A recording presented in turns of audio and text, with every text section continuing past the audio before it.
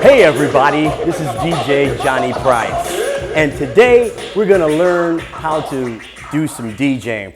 Now, we're going back to the mixer and the qualities and the properties of this mixer. You have what's called the up and down faders, and if I bring it up, I'm opening the up and down faders. When I bring them down to where you can't hear any music, I'm closing them. Here, you have what's called the crossfader. So with the crossfader, if it's in the middle, I can hear both sounds, both sound sources. If I bring it to whichever side that I want the audience to hear, and I bring my sound, I open up my up and down fader, then you can hear it.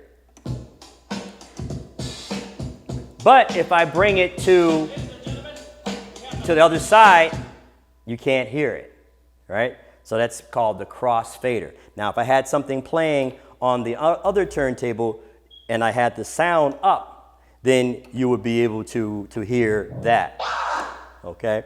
So this is how this works. Basically, to enable the DJ to play two sound sources and sometimes at the same time, right? And which will enable the DJ to be really, really creative. Looking here are the hot cues. You have them on both sides representing both sources. So once again, you get your music, you download your music from whatever source that you're going to download, okay? Then once you have it, then you pick the sounds that you want to start. I always have a beginning sound. Sometimes I like to mess around with the snares, as we mentioned as a review, kicks, snare, right? And if I want to push the kick and activate the kick, I can do it.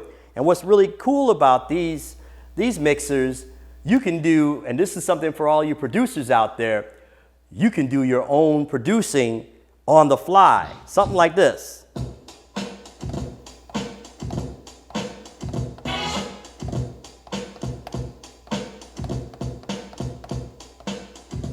If I want to pick a new sound, let's say I want to pick the snare or the second sound. Right now you hear the first sound. This right here, that's the second sound. So if I want to mark that sound, I can push one of these buttons, get the sound lined up so I can hear it, line the sound up in my head, in my ears, and then push the button and then let it go.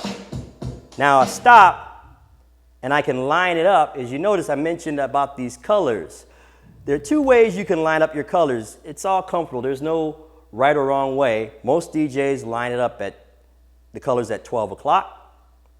Most DJs line it up, the colors are next to the needle.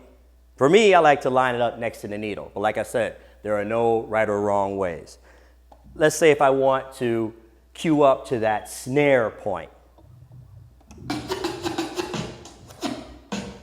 There it is. There's the snare. So first let's get the distinction of the sounds. We have the kick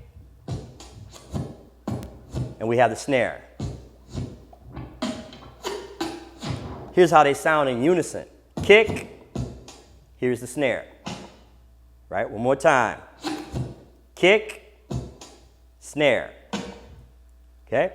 Now, this is the essence of what's called turntablism.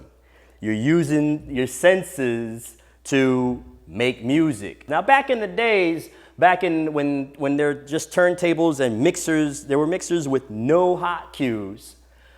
You couldn't do finger drumming. Basically, DJs would have to do their own drumming, right? And I'll give you a little bit of a demonstration what I mean by that. When the DJ is doing his or her own drumming, it sounds a little something like this.